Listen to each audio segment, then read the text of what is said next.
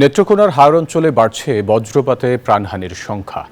প্রতি বছর বৈশাখ মৌসুমে বজ্রপাতে প্রাণ হারাচ্ছেন কৃষক, শ্রমজীবী মানুষ সহ গবাদি পশু।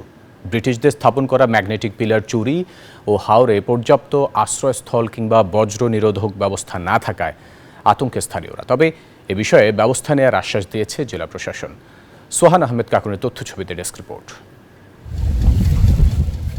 বৈশাখ মৌসুমে রোদ বৃষ্টি মাথায় নিয়ে হাওরে কাজ করেন কৃষক।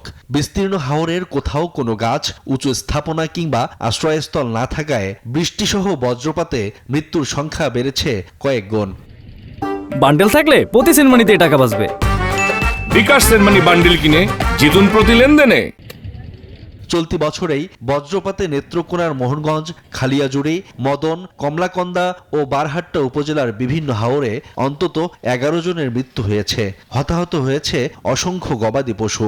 মুরব্বীরা কইতে তো শুনতাম যে হিলার থাকলে মানুষ মরে না হয়, এই ফিলারগুলো তুলে তুলে নিয়ে থাকে বলে অনেক তাহলে মানুষ মরতেছে। একটা ফিলার আছে আমার এদিকে বাড়ির সীমান্তরে, আর একটা আমার মার কব্বরটা পাশে আছে, লাইন পাশে আছি, কব্বরটা তুলে নিয়ে অতিরিক্ত জোর করে তুলে নিয়েছে। স্থানীয়রা জানায়, বজ্রপাত থেকে সুরক্ষায় মাটির নিচে অসংখ্য ম্যাগনেটিক সীমানা পিলার স্থাপন করেছিল ব্রিটিশরা, যেগুলো পিতল, তামা, লোহা, টাইটানিয়াম সহ ধাতব চুম্বক মিশ্রণে গঠিত। কাজ করত বজ্রপাত থেকে রক্ষা কবচ হিসেবে।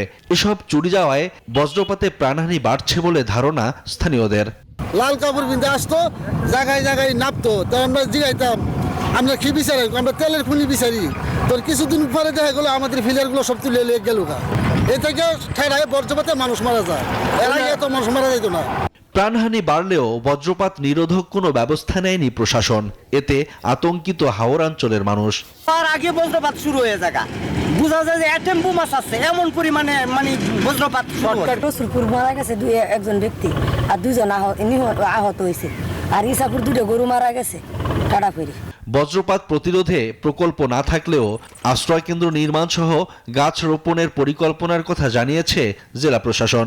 আমরা ওই যে বড় বড় হাওরগুলোতে যখন কৃষকরা মাঠের ভিতরে যায় এবং ঝড় বৃষ্টির সময় তারা ব্যাক করার আর কোনো সুযোগ না পায়, এরকম বিপদ সময় যাতে তারা আশ্রয় গ্রহণ করতে পারে, সেই জন্য আমরা নির্মাণ করবো, এটি আমাদের পরিকল্পনায় আছে।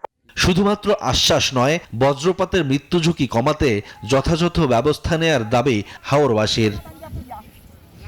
Shoaib Shamim, desk report, news 24।